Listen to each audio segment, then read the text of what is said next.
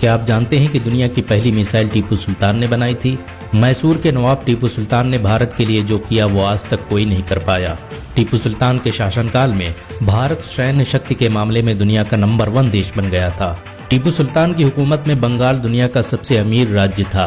बंगाल के लोग इंग्लैंड और यूरोपियन लोगों से बेहतरीन जीवन जीते थे। 18वीं सदी ईस्वी में टीपू सुल्तान भारत के सबसे अमीर व्यक्ति थे। उनके पास इतनी दौलत थी कि वो भारत के किसी भी राज्य को 5 बार खरीद सकते थे। भारत का पहला बांध टीपू सुल्तान ने ही बनवाया था, जो आज के आरएस डैम के नाम से जाना जाता है।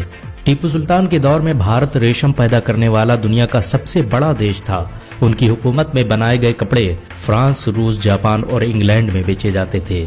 आपको ये जानकर हैरानी होगी कि टीपू सुल्तान ने ही दुनिया की सबसे शक्तिशाली जल सेना का गठन किया। उनकी सेना में 72 तोपों वाले 20 बड़े युद्धपोत और 62 तोपों वाले 20 छोटे युद्धपोत शामिल थे। इतिहासकारों के मुताबिक यही भारत की सबसे पहली जल सेना थी। तुर्की जैसा देश भी टीपू सुल्तान को बहुत अहमियत देता था।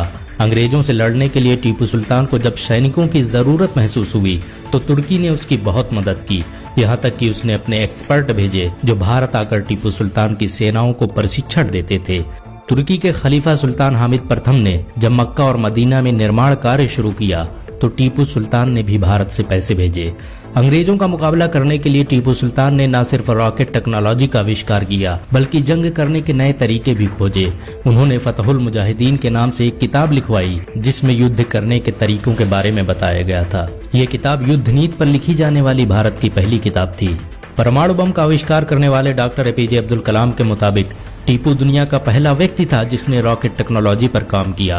भारत ने आज जितने भी रॉकेटों का निर्माण किया है वो सभी टीपू सुल्तान की टेक्नोलॉजी पर आधारित हैं। टीपू सुल्तान दुनिया का पहला मिसाइल मैन था। उसके बनाए गए रॉकेटों को देखकर ही अंग्रेजों ने रॉकेट बनाना सीखा। टीपू सुल्तान की सुबह कुरान की तिलावत से होती और रात तहज्जुद की नमाज के साथ। यहाँ तक कि उन्होंने पूरी जिंदगी में किसी शाही फरमान को बगैर बिस्मिल्लाह के नहीं पढ़ा। आपको ये जानकर हैरानी होगी कि टीपू सुल्तान ने भारत के 156 मंदिरों को जमीनें और गहने दान में दिए। उन्होंने कर्नाटक के श्रृंगेरी मठ को काफी दौलत दान में दी, जिसे बाद में मराठा के हिंदू शासकों ने लूट लिया। टीपू सुल्तान द्वारा कांची मंदिर में दिए गए दान को इस मंदिर में दिया गया सबसे बड़ा दान माना जाता है। उनके द्वारा दान में दिए गए 10,000 सोने के सिक्कों के कागजात आज भी मंदिर में मौजूद हैं। टीपू सुल्तान भारत का पहला शासक था जिसने अंग्रेजों के खिलाफ खुलेआम जंग का ऐलान किया। अंग्रेज टीपू सुल्तान को अपना सबसे बड़ा दुश्मन मानते थे।